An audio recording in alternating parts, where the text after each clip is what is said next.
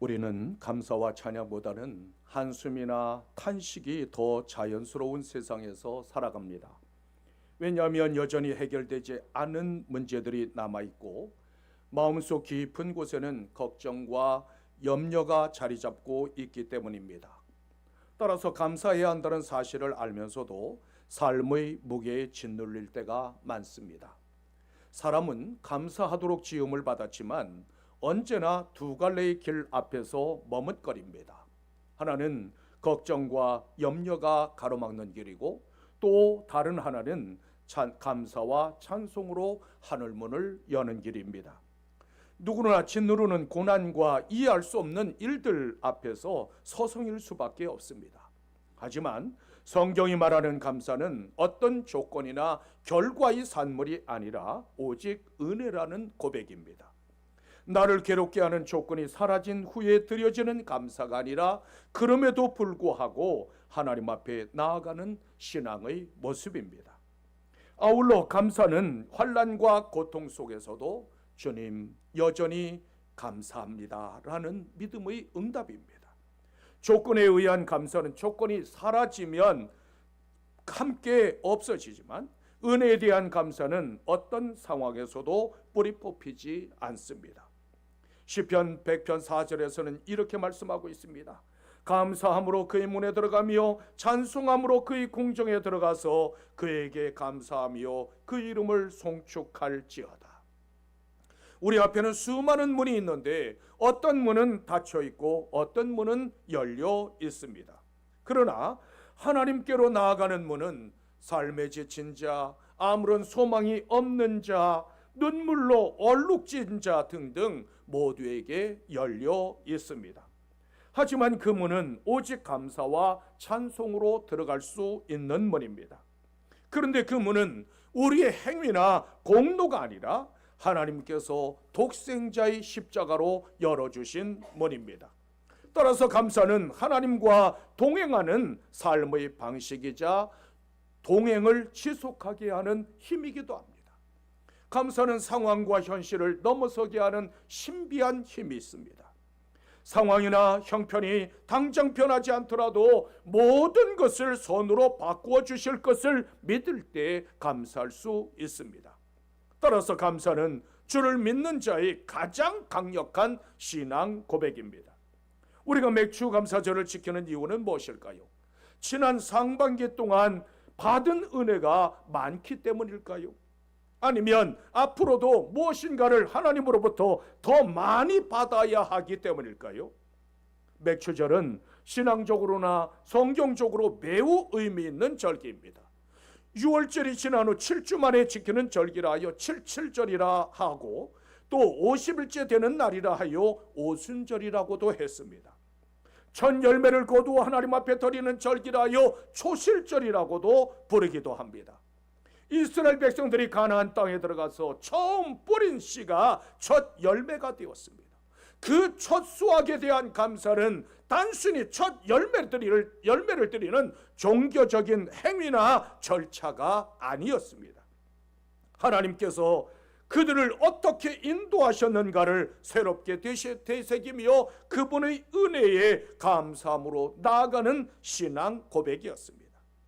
단순히 수확의 첫 열매를 드리는 것이 아니라 마음과 영혼이 하나님 앞에 드려지는 향기로운 제사였습니다. 아울러 모든 열매의 근원이 어디에서 왔는가를 고백하며 베풀어 주시는 하나님의 은혜에 감사드리는 자리였습니다. 감사는 하나님과의 관계를 생생하게 만드는 영적 호흡이며 우리가 하나님 앞에 나아가서 내가 하나님의 백성임을 고백하는 선언이기도 합니다.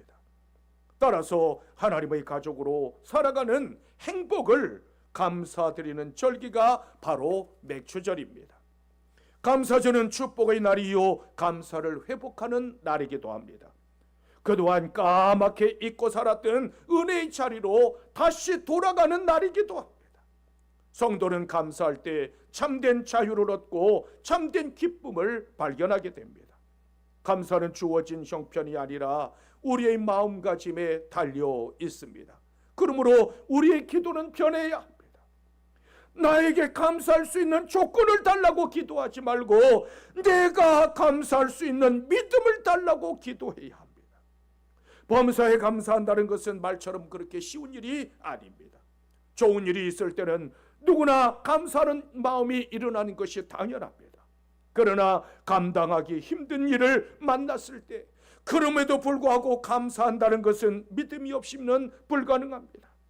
감사는 소유의 크기가 아니라 믿음과 은혜의 크기입니다. 감사는 하나님께서 나의 모든 것을 채우실 것이라는 믿음의 고백이기도 합니다. 따라서 감사를 잃어버렸다면 그것은 상황이나 여건의 문제가 아니라 믿음의 문제입니다. 그러므로 감사할 수 있는 믿음과 마음을 준비할 수 있는 여러분들이 되시기를 주님의 이름으로 축원합니다. 왜 우리는 감사의 문을 열어야 할까요? 우리는 만왕의 왕이신 하나님의 소유된 백성이기 때문입니다. 본문 7절에서는 이렇게 말씀하고 있습니다. 내 백성아 들을지어다. 내가 말하리라. 이스라엘아 내가 네게 증언하리라. 나는 하나님 곧 내 하나님이로다. 이스라엘 백성들은 짐승의 피로 하나님의 언약을 맺고 그분의 백성이 되었습니다. 그러나 하나님의 자녀된 우리는 아들의 피로 하나님과 언약을 맺고 그분의 소유요 그분의 백성이 되었습니다. 우리는 만왕의 왕이신 하나님의 소유된 백성입니다. 따라서 나를 천하보다 귀하게 여기시고 날마다 도우시며 눈동자처럼 지키시고 보호해 주십니다. 구속의 은총에 감사하지 못하면 진정한 감사를 드릴 수 없습니다. 예수님께서는 큰 일이나 작은 일이나 언제나 감사하셨습니다. 성경을 보면 우리 주님께서 하늘을 우러러 감사하셨다는 말씀을 곳곳에서 찾을 수 있습니다. 감사는 하나님의 뜻이며 동시에 그 근원이 하나님께 있음을 분명하게 보여주고 있습니다. 데살로니가전서 5장 18절에서는 이렇게 말씀하고 있습니다. 범사에 감사하라. 이것이 그리스도 예수 안에서 너희를 향하신 하나님의 뜻이니라. 성도는 어떤 상황이나 언제든지 감사해야 하는 것이 하나님의 뜻이라는 말씀입니다. 그렇다면 누가 어떤 형편이나 어떤 상황에서든지 감사할 수 있을까요? 하나님께서는 모든 상황을 선으로 바꿔주실 것을 믿는 사람이 범사에 감사할 수 있습니다. 다니엘은 사자굴에 들어가야 함을 알면서도 하나님께서 함께 하심을 믿고 여전히 예루살렘으로 향한 문을 열고 기도했습니다. 바울과 실라는 하나님의 선하심을 믿었기에 매를 맞고 감옥에 갇혀서 죽게 되었지만 여전히 기도하며 찬송했습니다. 우리가 감사하지 못하는 이유는 감사의 조건이 없어서가 아니라 감사할 수 있는 능력이 없기 때문입니다. 로마서 8장 28절에서는 이렇게 말씀하고 있습니다. 우리가 알거니와 하나님을 사랑하는 자 곧 그의 뜻대로 부르심을 입은 자들에게는 모든 것이 합력하여 선을 이루느니라. 참으로 우리 성도들에게 무한한 소망과 힘을 주시는 말씀입니다. 우리는 부족하고 연약하기에 하나님의 뜻대로 올바로 행하지 못할 때가 많습니다. 하지만 하나님께서는 모든 것을 합력하여 선을 이루실 뿐만 아니라 넉넉히 이길 수 있는 힘을 주시기도 합니다. 그러므로 선을 이루시는 하나님을 신뢰함으로 감사하는 삶을 살아갈 수 있는 여러분들이 되시기를 주님의 이름으로 축원합니다. 어떻게 하면 진정한 감사를 드릴 수 있을까요? 먼저 형식이 아니라 중심을 하나님께 드려야 합니다. 본문 8절에서는 이렇게 말씀하고 있습니다. 나는 내 재물 때문에 너를 책망하지는 아니하리니 내 번제가 항상 내 앞에 있음이로다. 너희 재물 때문에 너를 책망하지 아니하리라는 말씀은 재물로는 책망할 것이 없다는 뜻입니다. 하지만 다른 것으로는 책망할 것이 있다는 말씀이기도 합니다. 그렇다면 이스라엘 백성들을 책망하시는 결정적인 원인은 어디에 있었을까요? 그들은 제사는 부지런히 드렸지만 중심을 하나님 앞에 드리지 않았기 때문이었습니다. 하나님께서 이스라엘 백성들에게 제사를 명하신 이유는 무엇이었을까요? 제물을 받기 위해서였을까요? 고기를 드시고 싶어서, 피를 마시고 싶었기 때문이었을까요? 하나님은 사람처럼 부족한 것이 있거나 무엇을 먹어야 살 수 있는 그런 존재가 아닙니다. 하늘 보좌에 앉으신 하나님은 만물의 창조주여 만왕의 왕이십니다. 따라서 살림의 짐승들과 뭇살의 가축이 다 하나님의 소유요, 산의 새나 들짐승도 모두 하나님의 소유입니다. 그런데 무엇이 부족해서 제물을 요구하시겠습니까? 하나님의 백성들에게 제사를 명하신 이유는 만민 중에서 택하사 하나님의 백성으로 삼아주신 그 놀랍고 크신 은혜에 감사하게 하기 위해서였습니다. 이스라엘 백성들은 하나님과 언약을 맺은 백성이었습니다. 이 언약이라고 하는 것은 짐승을 잡아서 반으로 갈라서 둘로 쪼개놓고 그 사이를 서로 지나가는 맹세의 의식입니다. 계약을 파기하면 이 쪼개진 짐승처럼 될 것이라는 언약이었습니다. 그런데 이스라엘 백성들은 시도 때도 없이 하나님을 배반했습니다. 더구나 제사를 열심히 드렸지만 진정한 감사는 없었습니다. 제사를 성대하게 드리면 하나님께서 기뻐하시고 만족할 것이라고 생각했습니다. 하지만 하나님께서 원하신 것은 제물의 풍성함이 아니라 진정한 감사였습니다. 그런데 이스라엘 백성들은 진정한 감사는 담지 않고 형식적으로 흉내만 냈습니다. 형식은 내용을 담는 그릇이기 때문에 매우 중요합니다. 아무리 값진 것이라 할지라도 형편없는 그릇에 담으면 그 가치가 떨어지기 때문에 좋은 그릇에 담아야 합니다. 요즘은 상품을 만들 때 디자인이나 포장을 매우 중요하게 생각합니다. 그런데 그 모양은 그럴싸한데 내용이 형편없다면 어떻게 될까요?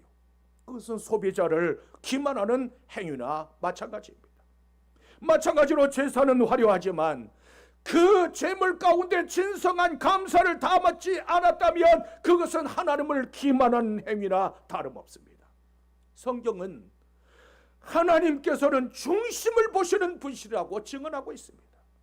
따라서 형식은 조금 모자람이 있다 할지라도 그 중심이 바르면 하나님께서 기쁘게 받으십니다. 반면에 아무리 형식이 화려하고 좋을지라도 중심이 들여지지 않는다면 책망하시는 분이십니다. 예수님께서 바리새인들과 서기관들을 매우 심하게 책망하셨습니다. 그 이유는 그들의 위선과 형식주의 때문이었습니다. 사람의 마음과 심장과 폐부를 모두 살피시는 하나님이십니다.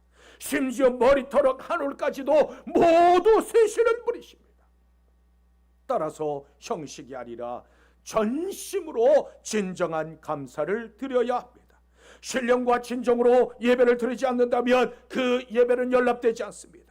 그러므로 형식이 아니라 마음 중심으로 하나님 앞에 나아갈 수 있는 여러분들이 되시기를 주님의 이름으로 축원합니다. 또한 서원은 반드시 이행해야 합니다. 본문 14절에서는 이렇게 말씀하고 있습니다. 감사로 하나님께 제사를 드리며 지존하신 이에게 내 소원을 갚으라. 하나님께서 원하시는 제사는 죄사함의 은총에 대한 진심으로 감사드리는 제사입니다.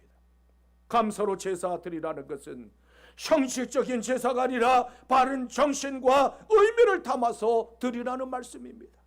아울러 서원을 갚으라는 것은 하나님과 약속하신 바를 반드시 지키는 삶을 살라는 요청입니다.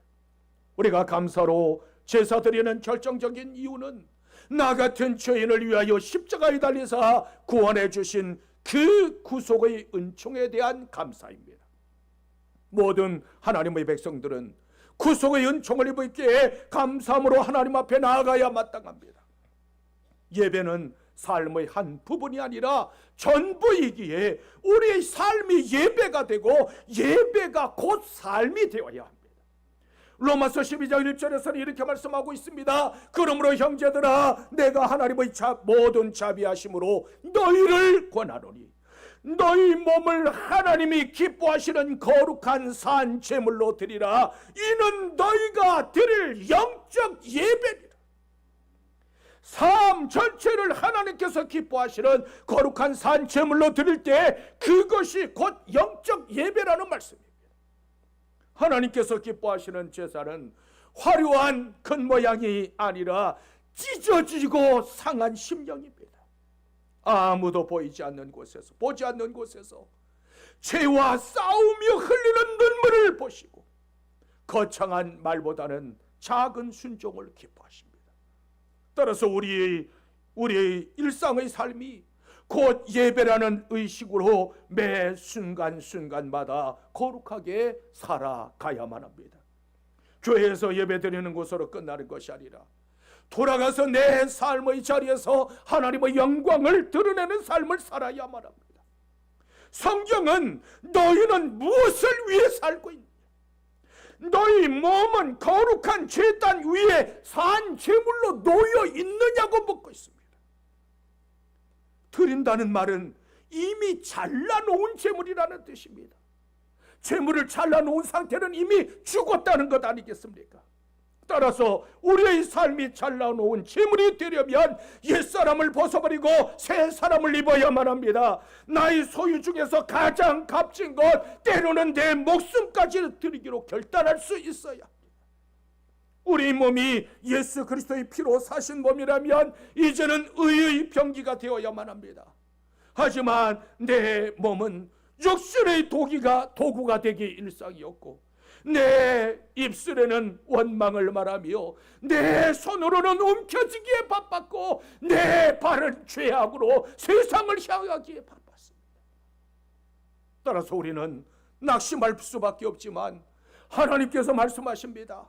네 몸이 거룩해서 너를 받은 것이 아니라 내가 내 피로 너를 거룩하게 했기에 하나님의 자녀로 삼았다고 말씀하십니다. 소원은 자신의 입술을 통해서 하나님께 바치는 행위를 의미합니다. 하나님의 은혜가 너무 감사해서 내가 누릴 수 있는 것 중에서 행복의 일부를 먹고 포기하는 약속이 소원입니다. 전도서 5장 4절에서는 이렇게 말씀하고 있습니다. 네가 하나님께 소원하였거든 갚기를 더디하지 말라. 하나님은 우매한 자들을 기뻐하지 아니하시나니 소원한 것을 갚으라. 소원은 하나님의 은혜를 잊지 않기 위해서 하는 맹세요 약속입니다. 하나님께서 주신 축복을 헛되게 하지 않기 위해서 하는 것이 소원이기 때문에 반드시 이행해야 합니다. 혹여 하나님 앞에서 했던 소원을 깨뜨리지는 않으셨습니까?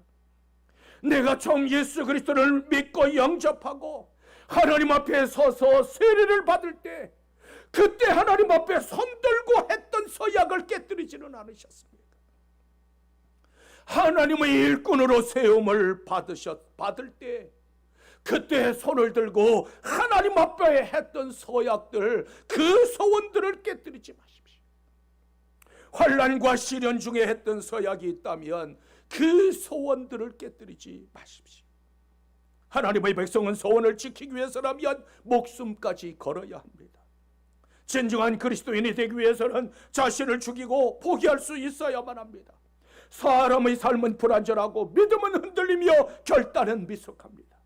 그러나 하나님께서는 그런 사람들을 버리지 않으시고 오히려 그 연약함 속에서 자신의 영광을 드러내시는 분이십니다. 성도들은 자신의 힘과 자신의 능력으로 사는 사람이 아니라 하나님 말씀의 능력으로 사는 사람들입니다. 하나님의 자녀는 자신의 완전함으로 사는 사람들이 아니라 하나님의 거룩하심과 하나님의 신실하심으로 살아가는 사람들입니다. 하나님의 백성, 하나님의 자녀, 그리스도인들은 자기의 경건으로 사는 사람들이 아니라 십자가의 은혜로 사는 사람들입니다. 그러므로 주님의 은혜를 기억하고 늘 감사로 제사를 드리며 소원을 깨뜨리지 말고 이행할 수 있는 여러분들이 되시기를 주님의 이름으로 축원합니다. 또한 우리는 하나님을 영화롭게 하는 삶을 살아야 합니다. 본문 15절에서는 이렇게 말씀하고 있습니다. 환난 날에 나를 부르라. 내가 너를 건지리니 네가 나를 영화롭게 하리라. 위급하고 다급한 상황에서 간절히 하나님 앞에 나아가 도우심을 구하면 들으시고 건지시고 구원하시겠다는 약속의 말씀입니다. 따라서 환난이 임하거든 가장 먼저 해야 할 일은 하나님의 도우심을 구하는 일입니다. 우리는 이 세상에서 환난과 시련을 당하며 살아갈 수밖에 없습니다. 하지만 절망하거나 좌절하지 않고 감사함으로 하나님 앞에 나아가 도우심을 구할 때 하나님을 영화롭게 할 수 있습니다. 우리가 하나님을 향해 부르짖으면 이제는 하나님께서 내 대적과 싸우십니다. 이 환난이라고 하는 말은 포도를 틀 속에 집어넣고 뭉개고 짓밟아 짓눌러 짠다는 뜻입니다. 포도가 짓눌려지고 으깨지고 뭉개질 때 그 안에서 포도즙이 나옵니다. 마찬가지로 하나님의 자녀들이 당하는 환난은 짓눌려지고 뭉개지는 순간이지만 그 환난 속에는 하나님의 뜻과 계획이 숨어 있습니다. 대장장이가 홈이나 낫을 만들 때 쇳덩어리를 뜨거운 불에 집어넣으면 벌겋게 달아옵니다. 그 벌겋게 달아오른 쇳덩어리를 모루 위에다가 올려놓고 망치로 두들기고 다시 찬물에 집어넣었다가 다시 뜨거운 불 속에 집어넣습니다. 망치로 두들기고 찬물에 식히는 작업을 여러 차례 반복하면서 홈이나 낫을 만들어냅니다. 이처럼 우리가 세상에서 당하는 환난의 날은 하나님의 소중한 연장으로 만들어지는 과정입니다. 욥기 23장 10절에서는 이렇게 말씀하고 있습니다. 그러나 내가 가는 길을 그가 아시라니 그가 나를 단련하신 후에는 내가 숨금같이 되어 나오리라. 환난 날에 망하는 사람이 있는가 하면 더더욱더 하나님의 큰 영광을 돌려드리는 사람이 있습니다. 환난 날에 믿음을 잃어버리는 사람이 있는가 하면 오히려 승과 같은 믿음을 얻어서 나오는 사람이 있습니다. 누가 승리하는 사람이고 누가 망하는 사람이겠습니까? 환난 날에도 하나님 앞에 나아가 부르짖으며 감사하는 사람이 하나님을 영화롭게 하며 그가 순금 같은 믿음을 얻습니다.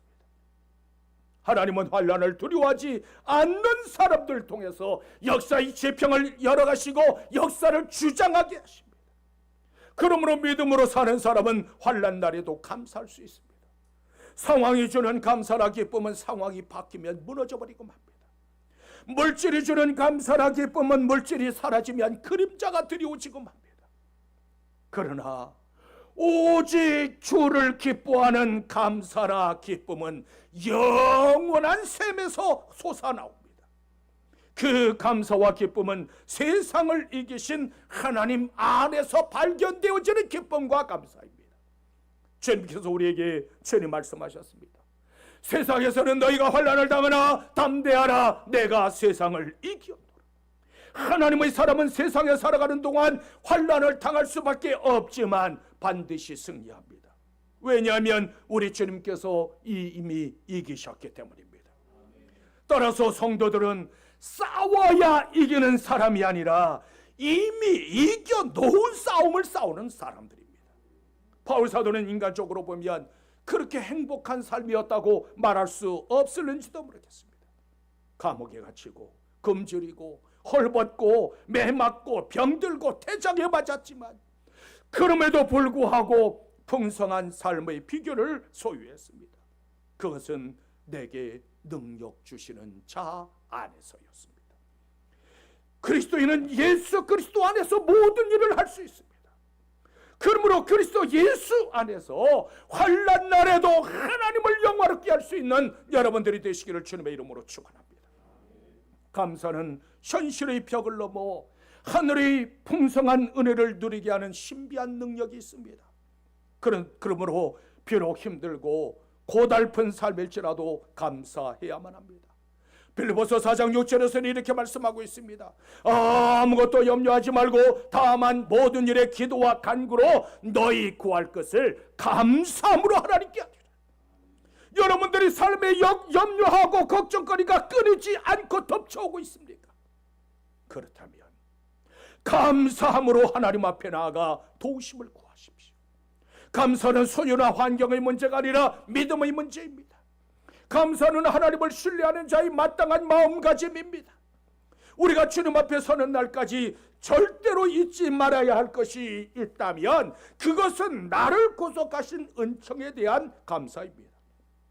주님께서는 나를 구원하시기 위하여 하늘 보좌를 포기하셨을 뿐만 아니라 십자가를 지셨습니다. 십자가에서 피 흘려 주심으로 보혈의 은총이 나에게도 임했습니다. 그러므로 나를 구원하신 하나님의 은총에 감사하십시오. 감사는 하나님을 영화롭게 할 뿐만 아니라 나를 영화로운 존재로 만들어줍니다. 여러분들은 주변에 있는 누군가에게 어떤 대상이 되고 있습니까? 내 곁에 있는 누군가에게 감사와 행복의 대상이 되십시오. 나에게 은혜를 베풀어 준 소중한 분들에게도 감사할 수 있는 여러분들이 되십시오.